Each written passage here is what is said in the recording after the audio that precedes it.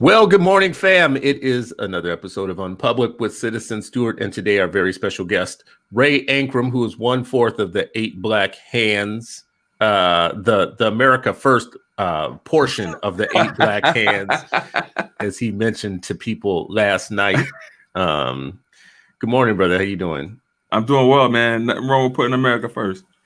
Well, can you think of a time where we put America last? Did that ever happen? Never. I don't think it ever happened.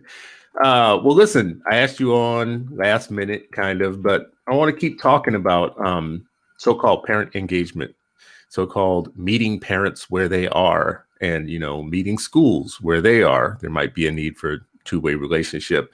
Last night on 8 Black Hands, we talked a lot about these incidents of I don't know what to call them, like these incidents of the failed relationship between home and school. One where a teacher in Arkansas made a 5-year-old student unclog the toilet with his hands, but that's only one incident. We see lots of those. There's not a shortage of the outrageous stories each week, which continually tells me that the home-school relationship is broken. And it needs, I don't know, repairing, restoring. I don't know if it was ever really good, but I just know for a fact it's not working out right now. So I wanted to talk more today, and I want to keep talking about how we strengthen the home school environment. But let me start with terms, because you're working on research around parent engagement. Yeah, in urban charter schools. How do you see the definition of parent engagement different than like parent involvement or parent support or parent resourcing? What specifically are you seeing parent engagement as? How are you defining parent engagement? I guess I should ask. Cool. So parent involvement, bake sales, showing up to the school, class mother, things of that nature. But that's parent involvement. Parent engagement is when you go a bit further.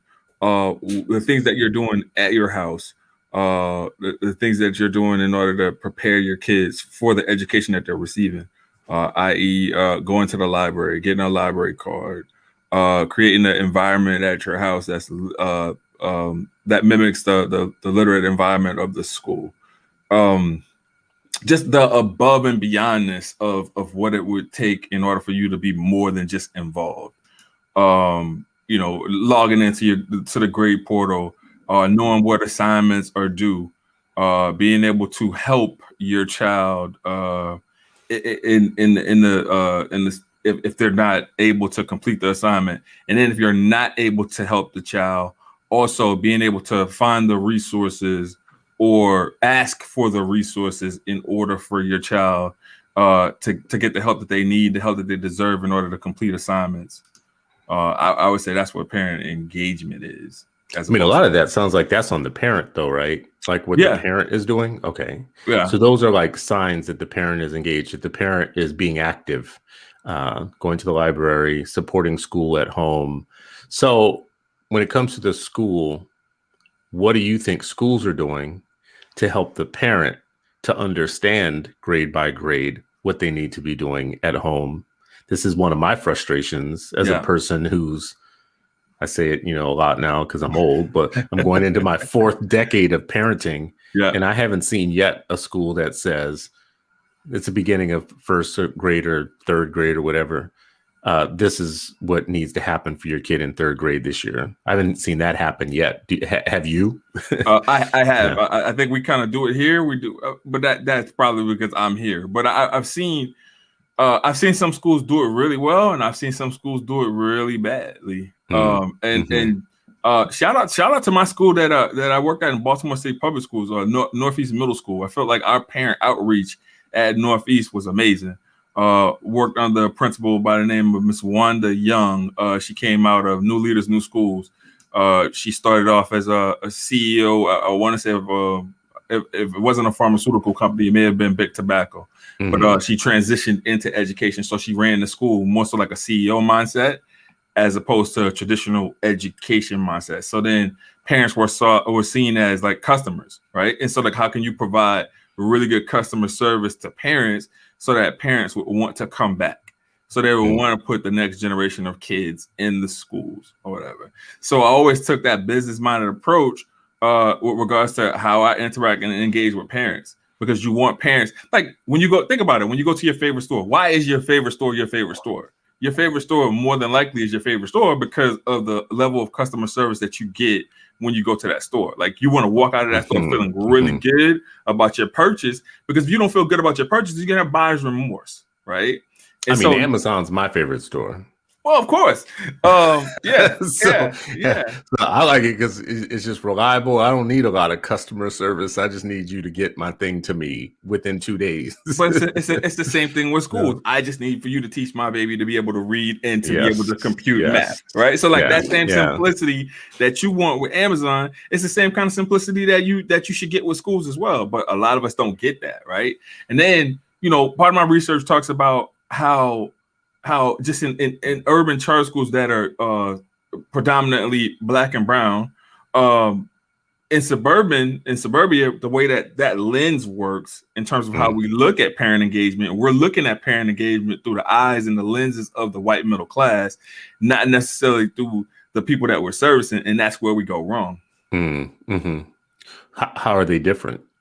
So, man, I think they're different because we've done episodes on 8 Black Hands in terms of how white parents can go in and take over the school, right?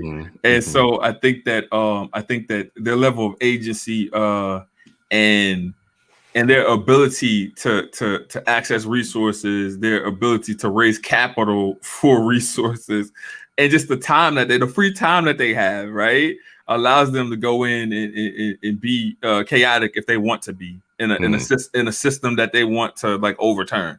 Whereas like we may feel the same kind of like anger and desire to want change, but we got to work 3 jobs, right? So like where are we going to find time to make it to that school board meeting in order to complain and have our voices being loud?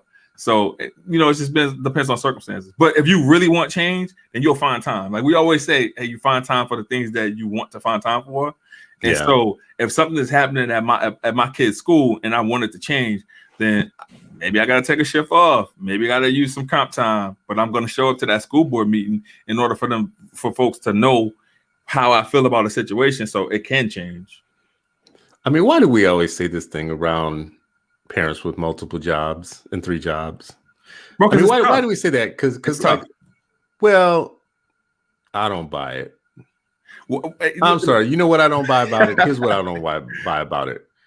A lot of our parents, especially single parents of kids in schools, and this is going to be like taboo to say, so I don't give a damn. I'm saying it anyways here today.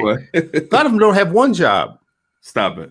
No, it's true. Statistically speaking, we are worse. Like our unemployment rates versus white unemployment rates, of course, is a problem. Like, so on one hand, we're always like, listen, the Black unemployment rate is always almost double what the white unemployment rate is at any given time in history. And we've never closed that gap. But then when it comes around to school stuff, it's like, well, we work in 2 and 3 jobs. Well, some people are working 2 or 3 jobs, or maybe a job and a side hustle or 2 or whatnot.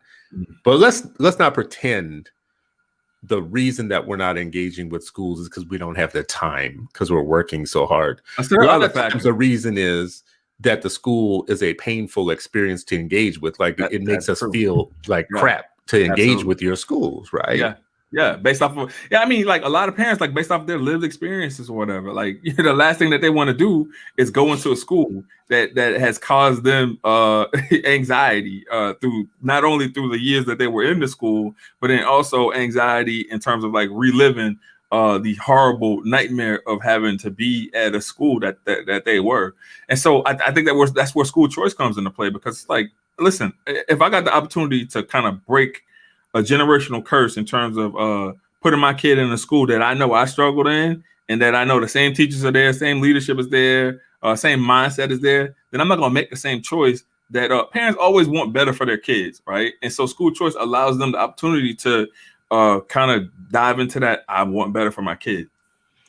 Yeah, I want to stick on this, going back to the definition of things, because I think parent involvement is what schools are striving for very often. Yeah.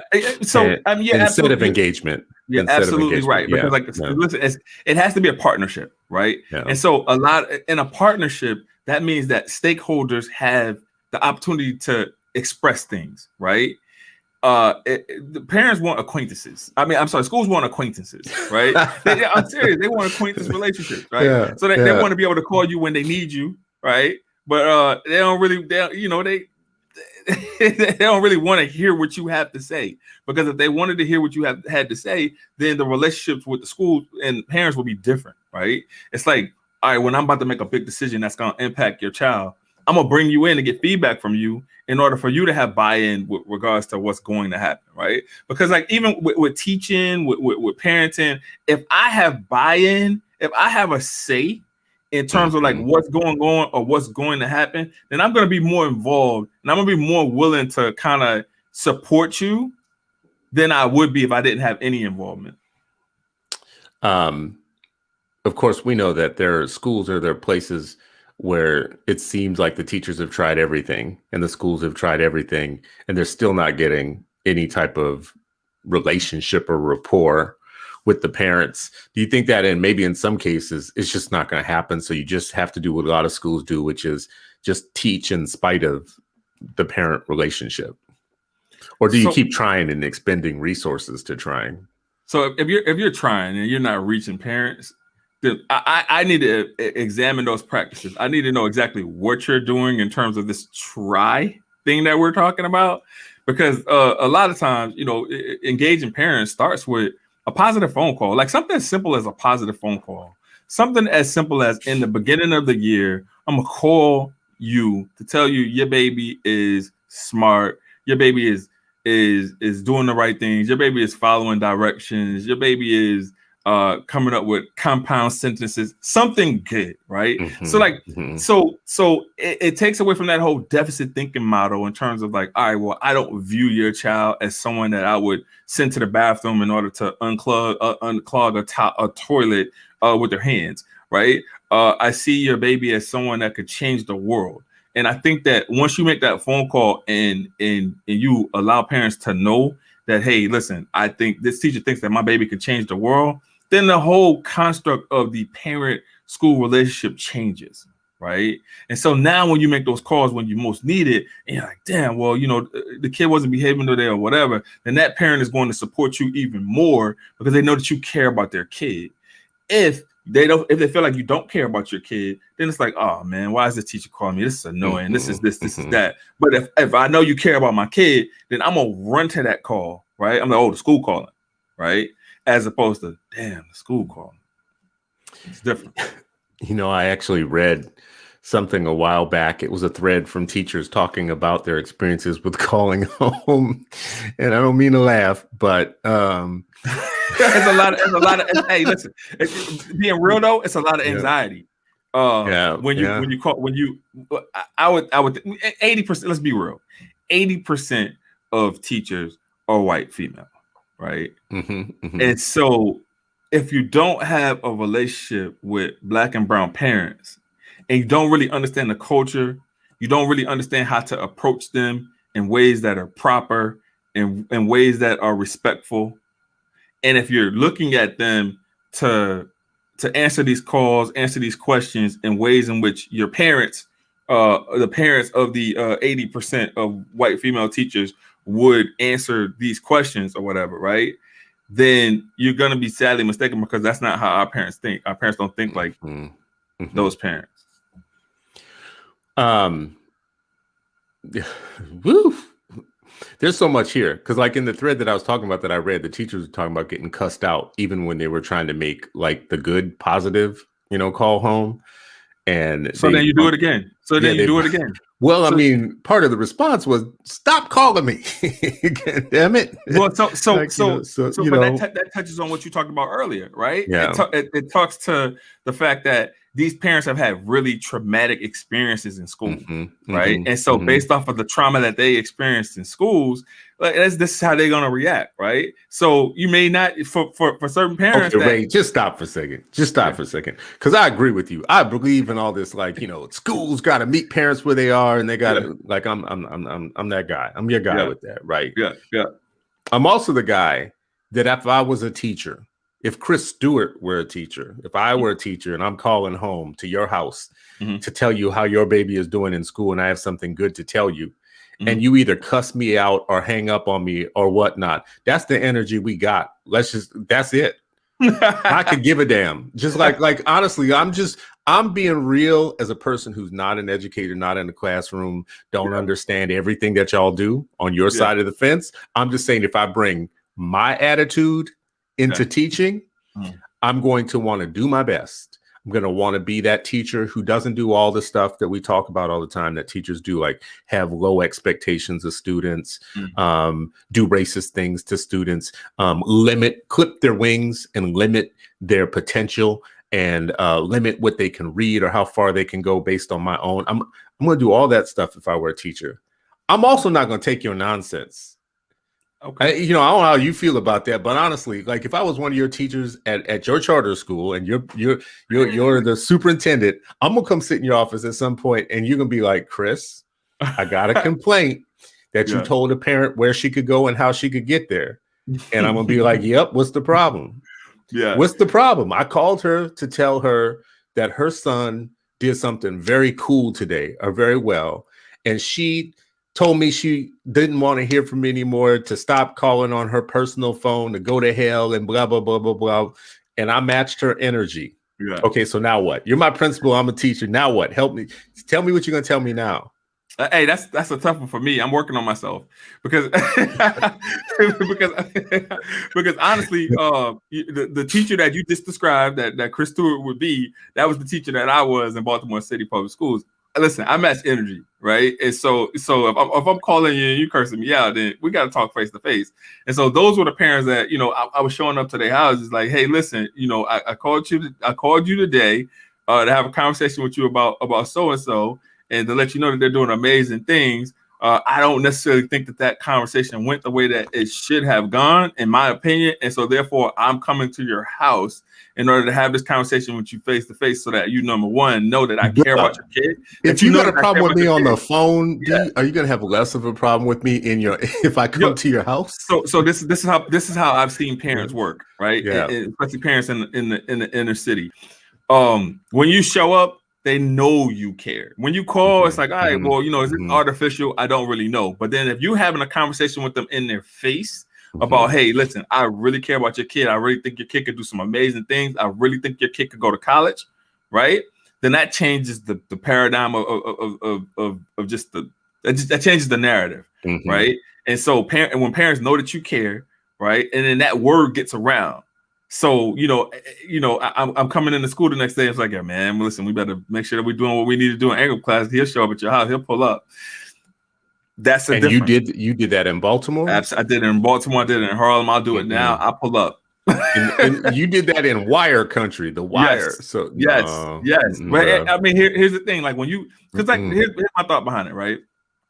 Is that I'm doing God's work. And so therefore, if I'm doing God's work, then he's going to protect me in whatever environment that I'm going. I got you. Right? I got you. I mean, Jesus is the Prince of Peace. So if you call me and if I call you and cuss you out, I'm going to tell you, try Jesus. Don't try me. But I'm also showing up in a suit. So if I'm showing up in a suit, then more than likely they're going to think I'm a cop or whatever, as opposed to them, so it's going to be like I'm not showing up like you got to know your settings in terms of like how you show up. And you got to show up the way you need to show up.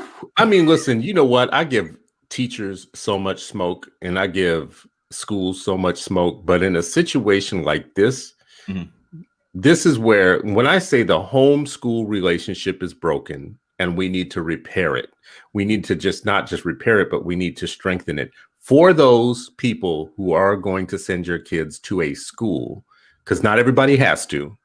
Let's just start with that premise. Educating your child is your job, it's your role, it's your responsibility, and you have rights associated with it. But at the end of the day, the education of your child is yours. That's your job, right? So you pick teacher A and school B and whatnot. That's how you facilitate the job getting done, but maybe you don't choose a school. But if you do choose a school and you're putting your child in that school every day, the relationship between you and them has to be strong enough for you to always be able to monitor what's going on, to always know, is my kid getting it? So if I have a school that's calling home constantly and you show no interest in the phone call and in understanding, now that's not a school problem to me anymore. Now tell me if I'm wrong, but that's not a school problem anymore. That's not a problem with the teacher or the school. That's a problem with you. Nah, it depends, right? Because like I've seen some recent instances in which some schools use the phone calls to be a nuisance in order to get you to change your mind about being in the school, right? So like I've seen that happen as well. And so we don't want to misuse our phone calls or whatever to, try to. I've seen some parents that are concerned when they're at work and they're receiving these calls. They express concerns to the school, like, "Hey, listen, I'm going to lose my job if you continue to call me this way, right?" And then you got some schools that just don't care. They're like, "Yo, this kid is a problem, and I'm going to call you every time that this kid is a problem." Not having that level of empathy for that parent, right? So it's like you got to think outside of the box as a school. Like, okay, so since I can't call you, what can I do? Can I send you a text message? Can we text back and forth? Can I email you? There's other ways in order to communicate your concerns with parents, and you need to ask them what is going to be their best way to communicate with you. I always find when you ask parents what their best way of communication is, and they tell you what their best way of communicating is, then you can hold them accountable for that, right? So back in 2006, we were using notebooks, sending notebooks home or whatever. Like I'll write in the kid's notebook, and then the parent will write me back or whatever. Like things have changed now because there's definitely different kind of mediums that you can use in order to communicate with parents. But the more the merrier. Like we have Class Dojo, we have Remind, and there's all sorts of mechanisms in order for you to communicate with parents. And so a school saying that, hey, parent communication is bad, that's on the school. Okay. I'm with you in making sure that schools are doing all that they can. And then at the same time, I don't know where you get the authority with parents, though, to be able to make sure that they're doing all that they can also in the process. It seems like the accountability runs one direction. Again, not a popular thing for me to say in the morning, not a popular thing to say when you're talking about school-home relationships. But if it is school and home or the home-school relationship, where's the accountability on the home side? And I'm only speaking in this way because I speak what educators would say about it, who sit in silence, who are very frustrated. They're like, look, man, I'm trying. I'm really trying to like connect with my parents. They just don't want to hear it in a lot of cases. So I just go out throughout the year knowing that I'm in one of those type of schools, where supposedly the parents don't care. But whenever there's that supposedly, or there's that inch of doubt right. in terms of, right, it's like you got to err on the side of the parents. And whenever there's that benefit of the doubt, listen, I know that there's some teachers that work really hard at trying to build relationships with parents. I know that there's some teachers out there that go above and beyond, but it ain't every teacher that does that, right? Every teacher does not approach the situation in that manner. There's some deficit thinking when it comes down to parents, right? And those parents feel that. Those parents feel that energy. And what they do in return is they match that energy. And so we got to make sure that we are doing everything that we can in order to engage and invite parents into our learning environments by any means necessary. You see a lot of parents now are more engaged with their being Zoom, right? So like during online learning, I can actually be in your classroom without being in your classroom, right? So that's given parents a lot of opportunities in order to engage with educators more frequently, because every day that I'm at home, I have to make sure that my child is logged on into Zoom. And now I can hear the kind of conversations that are going on between you and my child, you and the class or whatever. And now I kind of know a little bit more about if you love kids, right? Because tone and tone setting is extremely important. Like I know if you hate kids, if I'm listening to you for 7 hours or whatever, and granted, you're human. So your voice and your tolerance levels at 8 a.m. are going to be totally different from your voice and your tolerance levels at 2 p.m., right? After you've had a long day, after you taught multiple classes. But if you start at 8 a.m. hating kids and then you end at 2 p.m. hating kids, that's just your own hatred. So one of our fam, Renee Brown, says accountability is always one way. Parents want things to be tip-top shape at the school, but it's okay for them to be mediocre. Is it okay for parents to be mediocre? Yeah, listen, we got to meet these parents where they are, right? And so, she always, she has a Auntie Renee has a high bar for parents. She also has a high bar for educators. So I get it. I Well, understand. wait a second now. Wait a second now. I mean, because this is going to get into some old school Black stuff. But Yeah. I can remember my uncle, before he passed away years ago, we would have these conversations and he would say stuff and I would be the one like, oh my God, I can't believe you said that. So what he said a long time ago, he's like, you have to have a license to drive a car. Yeah. You have to have insurance. You have to have all these things. But to be a parent, anybody could just like go ahead and have a child, right? And it's like, so something so important as raising a child doesn't require a license, but we license people to braid hair, right? You got to get a license to braid hair. You don't have to have no license to be a parent, which, I mean, what about Renee Brown's, high bar? You should have a high bar. If you're going to like be responsible for a life, you should have a high bar, shouldn't you? Of course, but listen, so this is how I operate. You know me, man. I think parents are the experts of their kids, right?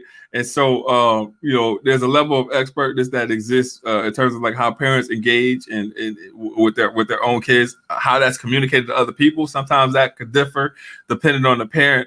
But I don't think that it's I think that schools can have a high bar for parents. They can have high expectations for parents. But parents also need to know and understand what those expectations are. And parents have to has to be a transparent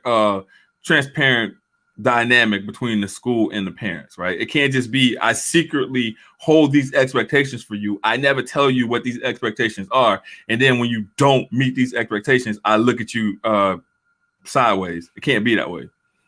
Okay, now I'm cracking up because Michelle Johnson says, I am a mediocre parent. I tell teachers that I am not a great parent, which is why I need you to be a A+ level teacher. She's the only child. She's the only child, so that's why she goes into the relationship like, listen, I'm gonna be mediocre as a parent. You just need to be very strong in teaching, and that's it. That's that. What about that? What about the parent who's like thinking like, listen, my tax dollars pay for you to be straight up very good in the classroom. Mm-hmm. And my job is to get my child here, clean, ready, whatever, fed, not hungry, whatever. And then it's your job to teach. So, go ahead about that teaching business. Do you think that there's something lost in that? Like, is there something lost when you just put it that way? There is, because teachers don't want to teach no more. If you think about it, right? It's like, when you go into those threads, those educator threads, right? You got teachers that are saying, "Oh, I'm the psychologist. I'm the this person. I'm the mother. I'm the this person or whatever," right? But what they aren't saying is that they're the teacher. Mm-hmm. Right? That's like the last thing on the list or whatever. Like, you're all these other professions to this kid, but you're not their teacher, right? And so, yeah, I don't know if I buy that either. Like, I do buy the fact that like formal teaching, you are the formal teacher, meaning like you're supposedly trained in some stuff I'm not trained in. Okay, but I'm still how to read the science of reading. Yeah, and when I say I'm no not, teacher does. Yeah, like when I'm looking at Michelle's, when I say I don't buy it, that I get to just push it all off on the teacher. The teacher gets a portion of the teaching, but you're still like your child's moral teacher, and absolutely. Spiritual teacher, and kind of life coach on other things. Absolutely. Teachers, helping you with discrete subjects and subject matters, but they're not you are still, as a parent, you still are the teacher. I 100% agree with you. There's certain things that we're teaching our kids at home that the teacher shouldn't have to teach them, right? Mm-hmm, so, like, for example, you're teaching your child at home how to follow directions, right? You're teaching your child how to be a good listener, right? You're making sure that your child is listening and is attentive when you're talking to them, so that when another person of authority, teacher, is talking to them, that they're listening, right? You're teaching your child how to be expressive, like how to express their needs. Like, I have to go to the bathroom. I have to do these things that I need to do or whatever, right? And then you're teaching your child to be respectful at the same time. Like, I'm going to communicate my needs, but I'm going to do it in a respectful manner, right? And so a lot of times you'll see kids engaging in a disrespectful manner, and I could totally see how now that narrative changes between like, all right, well, you're learning this at home. You're learning how to be disrespectful at home. There is no follow-up conversations that are happening in your house that are telling you that this is wrong. So I can now see how parents can then be blamed for the interactions with teachers. But what I'll say is this, and I said this last night, kids are one way when they're home, and then when they walk out that door, they change into somebody that you totally don't know or whatever. And so then when you hear these conversations, I can see a parent being shocked, like, boy, they don't act like this at home, right?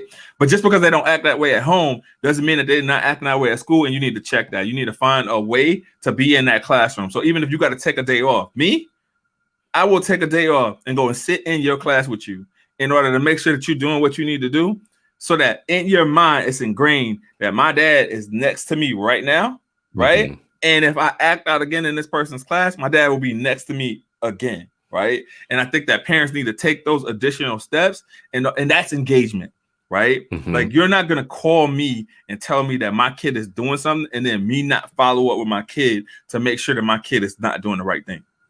How do you suppose, though, that teachers who are seeing some things that we're not seeing all the time? So you have a teacher who's in a classroom who's like, I see your kids all day long. You don't see what you just said, Ray, like that. You don't see what your kids are when they're with me, how they behave when they're with me.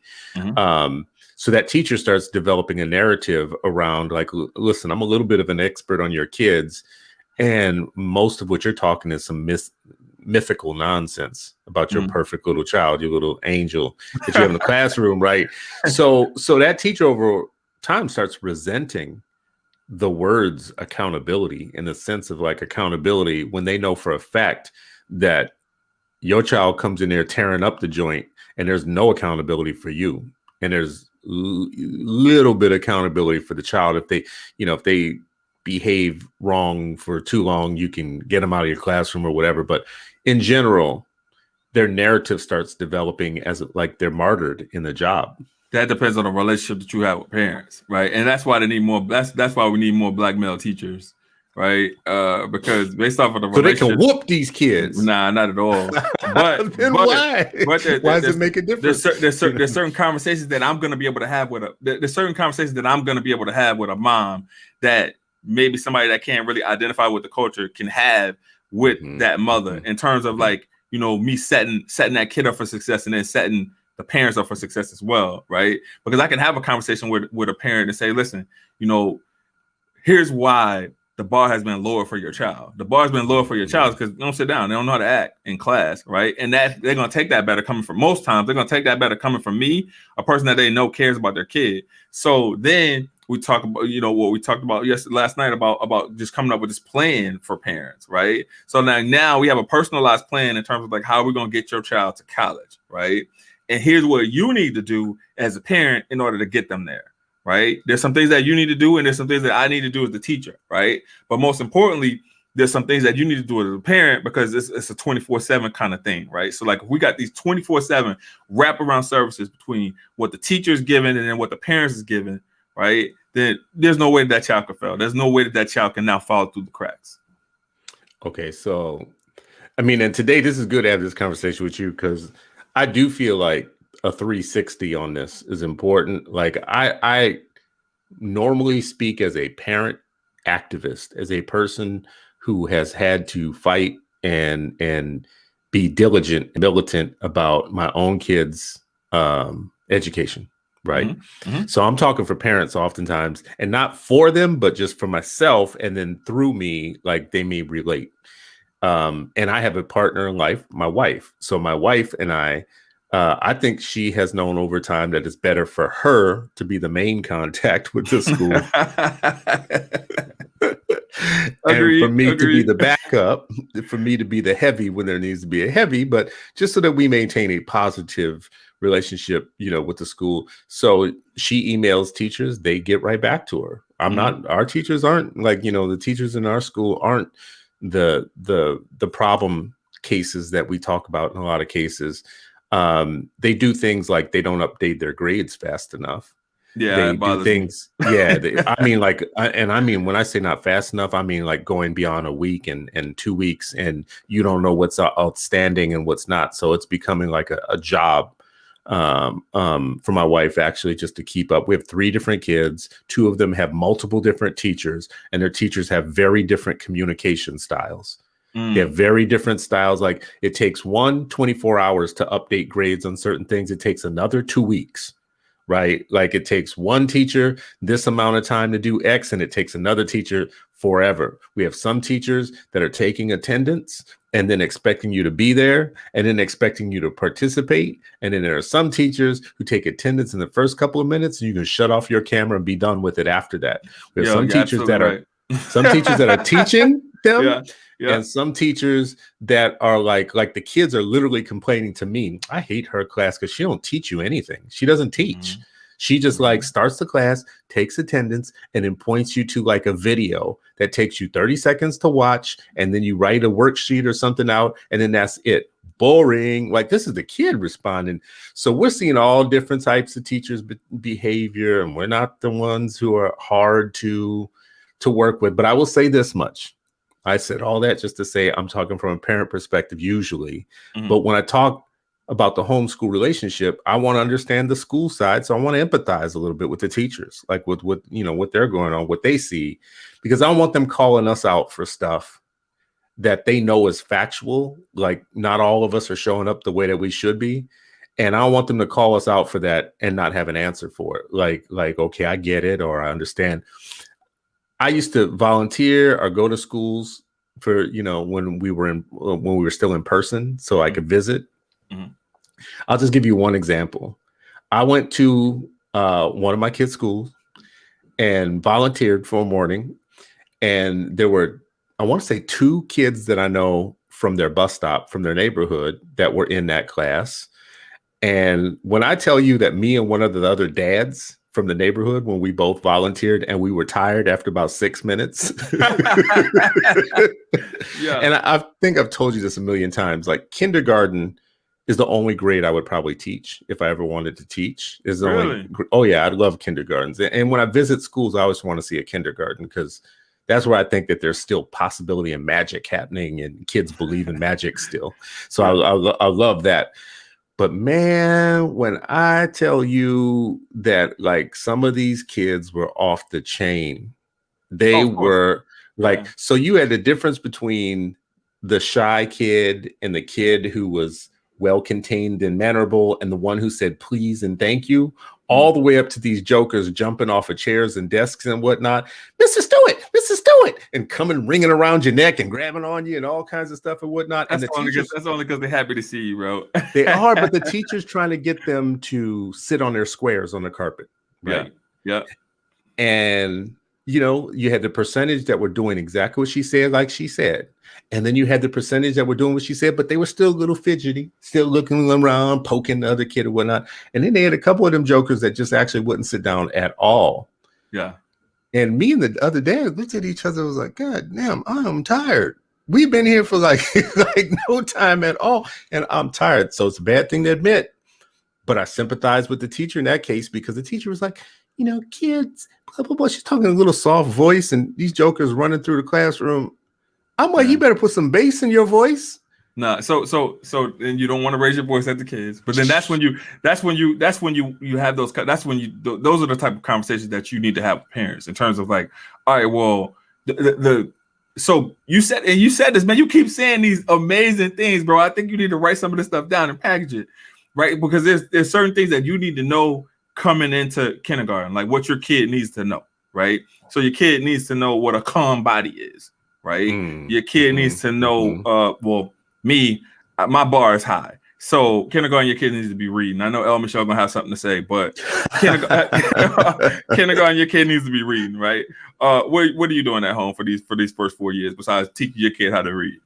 And then there's just certain things, the whole directional piece that I was talking about in terms of like, you need to be able to follow directions. If you're following my directions at home, right? So like if it's, if we're calling our daughter, down the stairs, like, hey, listen, you need to be here. It's snack time. It's this. You're on a schedule, right? So you're teaching your kids what the schedule looks like, right? You're not all over the place. It's something that's consistent or whatever. So that then when they transition into kindergarten or when they transition into school, they know what a schedule is, right? And they're not all over the place in terms of like, what time do I do this and what time do I do that or whatever, right? And so that's when programs like Head Start and preschool come into play. And so, shout out to Head Start. Yes. Shout out to Head Start. Head Start's amazing. And I'm sick of my people not supporting Head Start. And I'm sick of my people not telling their politicians, you touch whatever else you want to touch, but don't touch libraries and don't touch Head Start. Absolutely. Those are two things that are like non-negotiable, straight up and down. You know what? We should start every conversation with politicians. Like, first, let's just get a couple things out of the way. How do you feel about libraries and Head Start? And if they have nothing but positive, okay, let's go on to the next stuff, right? I'm sorry, I didn't mean to cut you off, but Head Start is preparing. Like, the reason I'm saying shout out to Head Start is because, number one, there's two things. One, they have a family engagement model that is direct. Like, you actually participate in reading to kids, not just your own kid, but other kids in Head Start. So you as a parent feel a little bit empowered. Like, there's a little bit of power because they're making you, it's like part of being in Head Start. You have to participate in some way, shape, or form. And then you feel powerful because then you're like, well, damn, I'm kind of a teacher, right? And the second thing is they really are preparing kids when they get to kindergarten. Now, schools squander the things that Head Start is sending them, like, more prepared kids. And those kids actually eventually fall behind in regular schools once they get there. But shout out to prep. But Ankrum, I don't know that it's realistic that parents are going to be preparing kids reading by kindergarten. There's ways to do it, right? So, like, just a program that you just talked about, Head Start, right? Head Start gets you ready to read, right? But then also the church, right? Sunday school, right? A lot of times in Sunday school, and people are not taking advantage of this. They're leaving their kids home on Sundays or whatever. But Sunday school from 9:30 to 10:45, because in that 10:45 you come out and then you talk about the building, the building fund or whatever. But you get an hour and 15 minutes of really good instruction, because a lot of times those Sunday school teachers are certified teachers, right? I tell this story all the time. Miss Callahan, my Sunday school teacher, I learned how to read between Head Start and Sunday school. That 4-year-old year is when I learned how to read. Yeah, I mean, and unfortunately, we are seeing, people leave churches. Yeah, that's a different podcast. It's true. I mean, it's like, it's not what it used to be anymore. But I'm glad you raised it, because statistically speaking, the outcomes for children and families that are in churches, regardless of their income level, family structure, whatever else, all of the things being held consistent, the outcomes are better. If you are participating in church once a week, if you're participating in church twice a week, the numbers get even much better for your kids. So our fam member here, our Matiza, says teachers have to be more involved in virtual learning. Admins need to drop in on those virtual classes to see what's going on. The parents are listening and watching what is going on with the virtual learning. They are speaking on what they see daily. Absolutely. Hey, listen, you got somebody going viral daily in terms of like them overhearing an interaction that has been had between a teacher and a student, and folks are saying, I don't talk to my kid that way. So if I don't talk to my kid that way, you certainly are not going to talk to my kid that way. And Maritza has a really good point in terms of like dropping in. As soon as I'm done with this, I'm dropping into some classes and whatnot. Because Maritza, I'm sorry, I mispronounced your name. Yeah, no worries. Go ahead, bro. It's always good to hear the tone setting that's used by these teachers in terms of like how they engage and how they interact with students. And for me, I feel like I got a competitive advantage with my child being in my school, because I'm not going to let nobody talk to her how I wouldn't talk to her, right? And then I feel that way about it. Then that becomes my responsibility for every child, right? So then every child becomes my child, because it's like, all right, well, although this is not the grade or the class that my child is in, would I let you talk to my child that way? And then so that bar is just so much higher when you got school leaders that are like that invested in terms of their own kids being in that school. It's like, okay, I'm going to keep doing the same thing though. I'm going to keep being I'm not going to say the devil's advocate. I'm going to say the not God advocate, because I'm not about being the devil's advocate, but I'm going to be the not God advocate in this situation, which is basically to say, okay, we keep talking about the responsibility of the admin, the teachers, the schools, whatnot. No argument there. They should be responsible, whatnot. But where's my cam to be able to see what you're doing at home? So as an educator, where's my camera where I get to listen in on your talks that you're having with your kids, your dinner that you're having when you do have dinner together, the talks you're having with your kids, so that I get to be equally as kind of like the fly on the wall. I mean, you're gonna rate me, like you're gonna listen in on my lessons, and you're gonna have something to say about what I do with your kid during the day or whatnot. Cool. But when do I get to, like, you know, share the love when it comes to rating your abilities as a parent? You don't. I don't. At all. What? It sounds like the worst relationship ever. Absolutely, 100% you don't. And here's why. Right? That's terrible. I get to rate you as a parent. As a parent, I get to rate you as the teacher because you're getting paid to provide a service to my child. Whether it's a private school in which I'm paying out my own funds, or if it's a government-run school in which you're getting paid per pupil, you're still getting a paycheck every 2 weeks in order to provide a service to my child, right? And so I'm not getting paid to raise my child. I'm raising my child because I love my child, right? And so therefore, you can't put a lens on me in terms of like how I raise my child. You just need to know that I'm sending the best that I got when I send my child to school. Ray, so, do you have any family members? I mean, we both from Louisiana. You got any family members that come over and like to tell you everything that's wrong with your house, and they the most trifling of all your cousins? Of course, like I don't let them come to my house. Of all you, and you're like in the back of your mind, you're like, I've been to your house. Yes, I've seen every roach. I've seen everything that you got going on. Everything's broken. Nothing works. You don't even got door handles that work, whatnot. But yet every single time you come over, you want to tell me about everything that's wrong with my house and broken and whatnot. That's what this relationship feels like. This teacher-parent relationship where you get to tell me about myself. Mm-hmm. Tell me about what I'm getting wrong. Not get what you say. You say, okay, but that's your job. Like, that's what you're paid to do. Nah, bro, I'm paid to teach your child. I'm not paid to take your crap. This is Chris Stewart as teacher again, by the way. Yeah. Like, you know, this is me as a teacher. I'm not saying teachers should be like this. I will hire you in a heartbeat. I will hire you in a heartbeat, right? I will hire you, and then not only would I let you teach a kindergarten class, but you will run some professional development, right? Because like a lot of these folks need to, I'm telling you, because a lot of these folks need to get some thick skin in terms of like how they engage and how they interact or whatnot. Like, yeah, you're gonna have 1 out of 10 parents that's gonna curse you the hell out. Yeah. But you got 9 parents that didn't curse you out, right? You got 9 parents that were really receptive in terms of like how you engage with them, right? You got 9 parents that are like, all right, well, you know, based off of what the teacher said, I'm gonna now have these types of conversations with my child, right? But the only thing you hear about is that 1 out of 10, like, yeah, I got cursed out by this such, right? And then when you go into teachers' lounge and you're hearing folks talk, or whatever, or wherever teachers gather, and you're hearing them talk about, you know, their interactions with the parents or whatever, they're talking about this one parent, but they're not talking about the whole 24 other kids in the classroom, right? That they had really positive interactions with, right? So like, why is it always focused on the bottom 10%? Why are these conversations always focused on the bottom 10%? Anybody listening to this who has any public facing job, like you mentioned earlier, like, you know, the experience you have at your favorite store, right? Well, you're not talking about the experience that the person who serves you at that store is having with the public, right?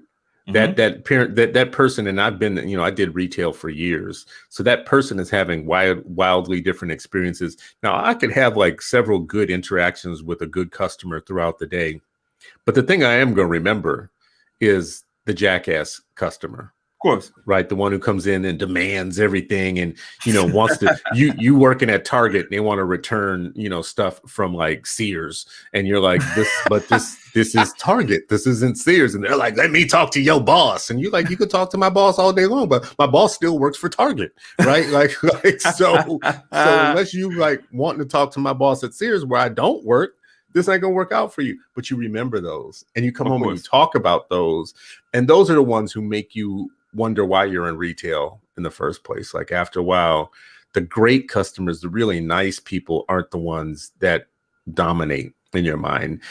So this is what Michelle Johnson says. Ray, before that teacher calls the parent talking about your child can't sit, she needs to ask herself if she is asking kids to do what is not developmentally appropriate. A 5-year-old is not going to sit for 30 minutes because you didn't have your resources prepared. She's 100% correct, right? And so she coaches teachers, so she knows, and she's seen the worst, and she's seen the best. She hears it, yes, right, and she hears it, right. So thank you. She makes for. I love having her in the comments because she makes for a more engaged conversations because she's willing to call teachers out on their ish, right? And so I get it. But so I just did my round before I came down and jumped on the podcast, right? And so the amount of brain breaks that I saw or whatever, just it makes me know that these teachers get the fact that developmentally appropriate ways to measure a kid's abilities are happening at my school. And so I wish more folks would do that. But then also just that whole preparation piece. How are you using your planning time? Right? Your planning time is for kids, right? And so like if I walk into a classroom and copies aren't made, first of all, I personally, give me the screen. So as an administrator, right? What I would suggest is for any administrator that's watching this right now, take the copy machines away for one whole week. Do that once a year. Your teachers are going to hate you, but your kids are going to love you. Why? Because it's going to force people to actually think about what they're putting in those lessons, right? You have to think critically about the kids that are in your classrooms and how you engage them, right? Because at the end of the day, you're going to plan meticulously for that kid as opposed to pulling out this worksheet and being lazy and not really putting any thought into it. All right. Well, this is a good place for us to start wrapping and to land on. This is what I want to do. I want to offer, we're talking about the home school relationship. We are talking about meeting parents where they are, but we are also talking about meeting the school and the teacher where they are, assuming that neither camp, neither side of the child, because listen, there's a child in the middle, and neither side of these are perfect. Neither side has it all figured out. You might be a great parent who put your kid in a great school. It's still not Disneyland for everybody. So let's just start with the parent side of that equation, because every relationship requires some healthy or positive behaviors to make the relationship work. So on the parent side, I would love to hear what you think about what the parent can contribute. I'll offer just a couple of ones as a person who's always on the parent side and always an advocate for the parent and activist, even as I'm playing the not God activist in this particular conversation we just had, because I want to empathize with the school side. But for parents, first of all, my 3 R's are, and they're becoming 4 R's, are consistent. You have to know your role. You have to know your responsibilities, and you have to know your rights. And if you are missing these 3 things, you can complain about what the world's not doing for you or for your child. But at the end of the day, you had a child. All fingers point back to you. Now, assuming you know your first role really is to know that as a parent, you are the godlike figure in your child's development. You are the sole arbiter. No one should be able to stand before you and your child unless there's some serious negligence. No one should take you out of your role. With that comes responsibility. You have a responsibility to make sure that you are providing for your child the things that they need: a facilitator, an educator, resources, a rich environment. All those things are your responsibility. And it's just not me saying this. By law, those are your responsibilities. Like by law, you could be taken to jail, as a matter of fact, for educational neglect. It's encoded in law, and that law is old as hell. It's like as old as humans, as a matter of fact, the role as a parent. But with that role, the role and the responsibilities are your rights. So before the law, when it comes to these schools and teachers and educators and districts and even the state, you have rights, and you should know every one of those rights, because that way you're not going to be turned around when they start using education jargon on you, or if you have a 504 or you have an IEP or you have different things where arrangements and agreements with the districts. If you know your rights, and even if you don't know, but somebody's with you who does know your rights, like an attorney or an advocate or whatnot, now you're powerful. Now you're interacting with a sense of strength. You have a responsibility to answer the phone when the school is calling you. And and when the school is calling you with information about your little angel, you have a responsibility to take their side, because you're always on your child's side. That's it. There's done deal on that. But you do have a responsibility to be an active participant in the relationship, and not to say, well, you guys are the experts. So because they're not the experts. I guarantee you they're not the experts on your child. Not on your child. No. I can guarantee you they're not. They're the experts on what they need to do in the classroom to teach your child on certain things. And even that sometimes they're not the experts on. But you know your child. They have your child for one grade. You have your child for all grades. Yeah. They see your child in isolation mixed in with another between 25 and 150, depending on what teacher they are. They have a range of kids they work with. You have that one, and you get to see them and not all of that other 25 and 150. So you're the expert. So those are my tips for parents in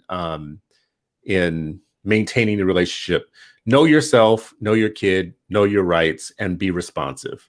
Like if anything's coming up from the school or whatnot, be responsive. So here are you on the other side, Ray. Now I'm putting you on the other side. You're with that teacher that has these little jokers jumping off of desks and trying to call parents and having a range of responses from parents or whatnot. What would be your kind of non-negotiables for them to be able to do that job well? Man. So if you're a teacher, so first and foremost, so teachers have to be able to engage with parents, right? So like my advice to teachers is the first thing that you need to do is you need to connect with that parent. You need to say something positive about what's going on with that kid, right? If you don't feel comfortable with that, or if you don't know how to do that, then you need to reach out for help. Right, you need to reach out to a veteran teacher that's in the school, or you need to reach out to your instructional leader of the school. You need to reach out to an instructional coach in order to coach you through that process. I've seen and had teachers work with more experienced teachers in terms of like how to make those phone calls, and then had folks model those types of situations. Right, in terms of how you engage with parents. If there's a situation in which you feel like you're uncomfortable with engaging with the parent, go and get an administrator in order to have that conversation with you, with that parent, so that it's kind of like this gradual release type thing, to where you're being coached through how to have difficult conversations with parents. You're not letting the parents off the hook, and you're not also letting yourself off the hook, because you're willing to engage in having those difficult conversations. A lot of these teachers don't really come out of teacher education programs with the knowledge base of having difficult conversations with parents, especially with inner city parents, or even with suburban parents that have like high demands or whatever. So just preparing for every situation, right? And then also, having a high bar in terms of like who you are as an educator, making sure that your stuff is super on point, so that when you're having a conversation with parents, it can never be, well, you didn't do this as their teacher, or you didn't have this prepared for them as their teacher, right? So making sure that your stuff is aligned to where it can never go back to you in terms of like you weren't doing your job. So in a sense, it's like you have to do your job, and then you also have to do the job of the parent as well, if you want to have a really good conversation, because now the fingers can't be pointed at you as an educator. So, and then lastly, educators, y'all got to care, right? Like, even though these aren't your kids per se, they aren't your baby, your own personal babies, they're still your babies, right? And if parents know that you care about their kids, then they're going to be more willing to engage with you if they think that you don't. I love it. There's something for everybody to do, right? Like there's something, and what we didn't talk about today, we talked a lot about the school home relationship in terms of the parent and the teacher, but there are other levels of relationship that we didn't talk about that also come into play, because all education is based on relationships. What's your relationship with the principal? What's your relationship with the superintendent? Even what's your relationship with the school board? What's your relationship with the elected officials who handle other parts of child policy that are important for your child and for all children to thrive in any community? There are a lot of things that go into healthy children developing in a community. So we're talking about the most basic building block is between you and the educator. But if you become one of those parents who wants to become a black belt parent, wants to go beyond the white belt and the green belt and the yellow belt, a black belt parent is actually kicking everybody's ass. A black belt parent will ask a city council member, what's your budget for out of school time for children in your community? A black belt parent will be peppering the mayor with questions around what are you doing to make sure that your city is a learning environment for all of the youth within your jurisdiction, right? What are you doing to make sure that the museums are affordable for people that can't necessarily afford them? What are you doing to make sure that the swimming pools aren't just in the better parts of town, but are in all parts of town, right? What are you doing to make sure that when you give out all these contracts to developers, that there's some sort of youth impact statement about what it will do to out of school time or for youth growth within your jurisdiction? See, a black belt parent has learned that there's many levels of what it takes, not just for your own kid, but for all kids to thrive in a community. And justice for children requires us to be that black belt kick-ass parents that kicks asses and takes names of all levels, your school, your district, your congressional district. Everybody should be answering to you about children. Your governor, your congressperson, your state rep, your city council members, your mayor, your school board members. They should all be on your knock them upside the head list. Now, when I say stuff like this, people, I just want to be clear with y'all. I'm not talking about actual violence. I'm talking about advocacy. So don't do nothing dumb and then like say, oh, yeah, but I got this idea from the Unpublic show. No, you didn't. No, you didn't. That's not what I meant. But anyways, well, Ray, thank you for coming on today. I appreciate you, brother. This was on short notice. I appreciate no it, doubt. man. Always. Everybody, this has been an hour with Ray Ankrum. Ray is 1/4 of the 8 Black Hands podcast. Maybe you caught us last night, or maybe you didn't catch us last night, but Google us, the 8 Black Hands podcast. You can also find us at the 8 Black Hands group on Facebook. So if you search for us there, you'll find us. This has been another episode of the Unpublic. I am going back to attempting to do this daily again, which I haven't done for a long time. And this is the first day of the first week of doing that. So some days we will have a guest. Some days it'll just be commentary. It'll just be me spouting off about the issues. And if you're here for it, then come here for it. And we'll love you for it. As always,